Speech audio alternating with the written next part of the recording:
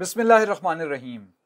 नमाज बाजमात अदा करना इस्लाम का एक अहम तरीन रुकन है और मर्दों के लिए तो नमाज बाजमात बहुत ही ज़्यादा ज़रूरी है। चुनाचे इस अजीम और अहम मकसद के लिए हम मुसलमान मसाजिद तामीर करवाते हैं। इन मसाजिद की खूबसूरती पर हर साल एक खतीर रकम खर्च की जाती है, मगर अफसोस के साथ कहना पड़ रहा है कि अक्सर मसाजिद में नमाज बाजमात की अदायगी की खूबसूरती पर कोई तवज्जो नहीं दी जाती कि उसको खूबसूरत अंदाज में अदा किया जा सके, क्योंकि नमाज बाजमात की खूबसूरती सफ़ों के अच्छे तरीके से दुरुस्त करने में होती है। याद रहे कि ये अल्लाह के रसूल सल्लल्लाहु अलैहि वसल्लम का फरमान मुबारक है। हज़रत अनस रज़ी अल्लाह अन्हु से रिवायत है कि जनाब रसूल अल्लाह सल्लल्लाहु अलैहि वसल्लम ने इरशाद फरमाया कि तुम अपनी सफ़ों को दुरुस्त रखा करो, क्योंकि सफ़ों का दुरुस्त रखना तकमील नमाज में है। एक और रिवायत में है कि जनाब रसूल अल्लाह सल्लल्लाहु अलैहि वसल्लम ने इरशाद फरमाया कि नमाज में सफ़ें बराबर रखो, क्योंकि नमाज का हुस्न सफ़ों के बराबर रखने में है। मगर अफसोस कि हम लोग अपनी नमाजों को खूबसूरत बनाकर अल्लाह पाक के सामने पेश करने की कोशिश ही नहीं करते। और अक्सर व बेशतर नमाजी हजरात तो ऐसे भी होते हैं जो इस बात का इल्म ही नहीं रखते कि बाजमात नमाज में सफ़ों की कितनी ज़्यादा अहमियत है, और वो लोग जानबूझकर सफ़ों में फासला रखकर नमाज पढ़ने के आदी हो चुके हैं।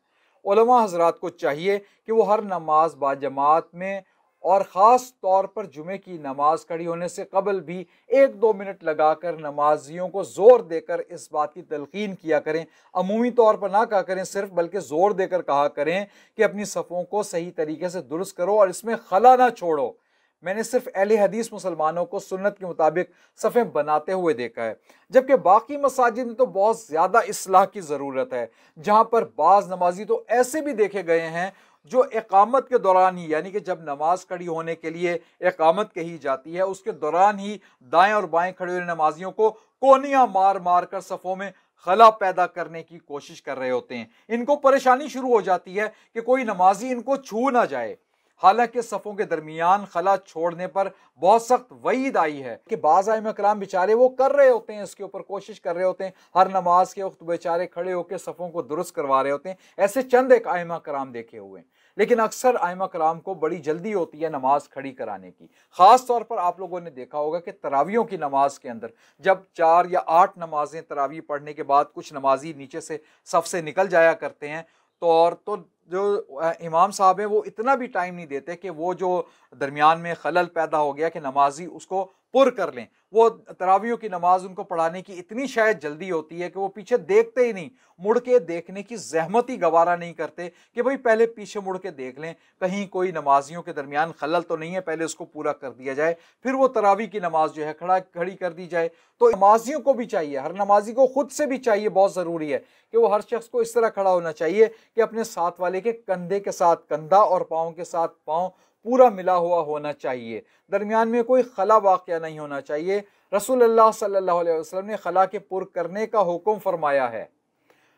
हज़रत अब्दुल्ला बिन उमर रज़ी अल्लाह तआला अन्हु बयान फरमाते हैं कि यकीनन रसूलुल्लाह सल्लल्लाहु अलैहि वसल्लम ने फरमाया कि सफ़ों को कायम करो और कंधों और बाजुओं को बराबर करो और शिगाफ बंद करो और अपने भाइयों के लिए हाथों में नरम हो जाओ और शैतान के लिए जगह खाली ना छोड़ो, और जो शख्स सफ़ को मिलाएगा अल्लाह ताला उसे मिलाएगा, और जो शख्स सफ़ को काटेगा अल्लाह ताला उसको अपनी रहमत से काट देगा, यानी कि अपनी रहमत से दूर कर देगा। एक रिवायत में है कि हज़रत जाबिर बिन समरा रज़ी अल्लाह ताला अन्हु फरमाते हैं कि एक रोज़ जनाब रसूलुल्लाह सल्लल्लाहु अलैहि वसल्लम हमारे दरमियान तशरीफ़ लाए और फरमाया कि तुम लोग नमाज में इस तरह सफ़ क्यों नहीं बांधते जिस तरह फ़रिश्ते अल्लाह के हुजूर में बंदगी के लिए खड़े होने के वास्ते सफ़ बांधा करते हैं। हमने अर्ज़ किया, या रसूलुल्लाह सल्लल्लाहु अलैहि वसल्लम, फ़रिश्ते अपने परवरदिगार के हुजूर में किस तरह सफ़ बांधते हैं?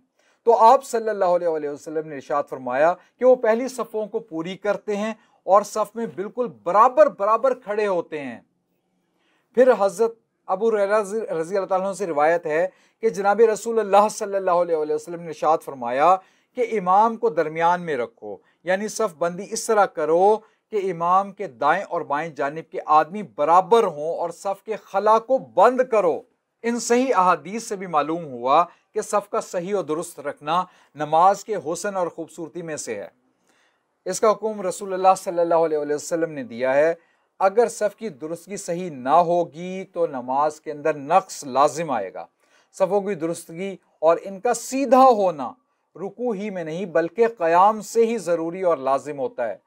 और इसके लिए ज़रूरी है कि आप अपनी एड़ियों को देखकर, यानी कि एड़ियों से, बाज़ लोग पंजों को देखकर सफ़े सीधी कर रहे होते हैं, उनको चाहिए कि वो अपनी एड़ियों को एक लाइन में, क्योंकि सफ़ों में कोई लाइन होती है, उस लाइन पे अपनी एड़ियों का एज जो है वो रखा करें।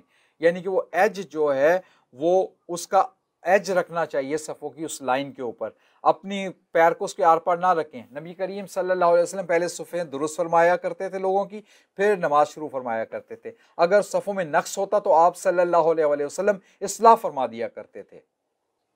हज़रत नुमान बिन बशीर रज़ियल्लाहु ताला अन्हु फरमाते हैं कि रसूलुल्लाह सल्लल्लाहु अलैहि वसल्लम ने लोगों पर मुतवज्जे होकर फरमाया, अपनी सफ़ों को कायम करो। ये बात आप सल्लल्लाहु अलैहि वसल्लम ने 3 मरतबा फरमाई। अल्लाह की कसम तुम ज़रूर अपनी सफ़ें सीधी करोगे, वरना अल्लाह ताला तुम्हारे दिलों के दरमियान मुखालफत डाल देगा। साबिर रज़ियल्लाहु ताला अन्हु फरमाते हैं कि फिर मैंने देखा कि नमाजी अपना कंधा और बाजू अपने साथी के कंधे और बाजू के साथ, और अपना घुटना उसके घुटने से, और अपना टखना उसके टखने के साथ मिला देता था। यानी देखें कि किस कदर एहतमाम होता था सफ़ों का कि दरमियान में कोई खला बाकी ना रह जाए।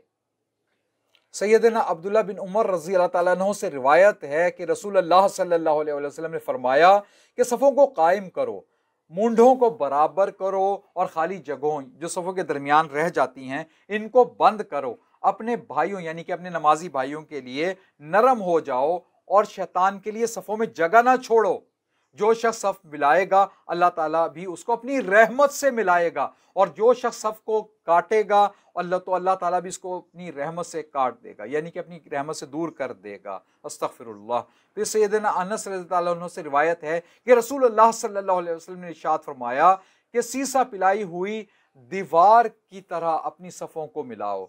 अगर सफ़ों में खला हो तो वहां शैतान स्याह बकरी के बच्चे की शक्ल इख्तियार करके दाखिल हो जाता है। यानी कि वाज़ेह हो जाए आप लोगों पे कि आप लोगों ने सफ़ों के दरमियान बिल्कुल भी शिकाफ नहीं छोड़ना, थोड़ा सा भी नहीं छोड़ना, वरना शैतान हमारी सफ़ों के दरमियान में दाखिल हो जाया करता है। मेरी उन बुजुर्ग नमाजियों से गुजारिश है कि मेहरबानी फरमाकर अगर आप तशरीफ़ लाया करें नमाज बा जमात के लिए, इतना बड़ा शरफ़ आपको हासिल हो रहा है तो आप लोग मेहरबानी फरमाकर फासला ना रखा करें, अपने साथी नमाजी के साथ जुड़ जाया करें। ये रसूल अल्लाह सल्लल्लाहु अलैहि वसल्लम का फरमान है, उनका हुक्म मुबारक है। अगर हम लोग इसको नज़रअंदाज करेंगे तो याद रखें कि हमारी नमाज में खलल पैदा होगा। बाज़ लोग सफ़ों में एक दूसरे से हटकर इस तरह से खड़े होते हैं कि हर 2 आदमियों के दरमियान कम से कम 3 या 4 इंच या इससे ज़्यादा का जगह खाली नज़र आ रही होती है। इस तरह से ना तो नमाजियों के कंधे एक दूसरे से मिलते हैं और ना कदम, बल्कि एक बिखरी हुई टूटी फूटी सी एक सफ़ का नज़ारा होता है। गोया ज़बान हाल ये गवाही दे रही है कि जैसे वो एक दूसरे से दूर खड़े हुए हैं, इसी तरह उनके दिल भी एक दूसरे से दूर होते हैं। सफ़ों के दरमियान एक दूसरे से हट कर खड़े होने का कोई भी सबूत कुरान और हदीस में कतई नहीं है। मसाजिद में सफ़ों की दुरुस्ती करवाने के लिए एक और तरीका किया जा सकता है, कोशिश की जा सकती है कि आप लोग ये अहादीस लिख कर मसाजिद की दीवारों पर कहीं पे ऐसी जगह पे लगा दें जहाँ के नमाजी हज़रात आते जाते उन चीज़ को पढ़ लिया करें, ताकि उनके जहन में रहे कि हमने मस्जिद में आ गए हैं तो हमें सफ़ें भी दुरुस्त करनी है। तो ये भी आप एक कोशिश कर सकते हैं। अल्लाह ताला कबूल व मंजूर फरमाए। अगर मेरे बयान में कोई चीज़ मैंने गलत बयान कर दी है या मैंने कोई चीज़ जो है सख्त बयान कर दी है अपने तौर पर, तो अल्लाह ताला मुझे माफ़ फरमाए। वमा अलैना इल्लल बलागुल मुबीन।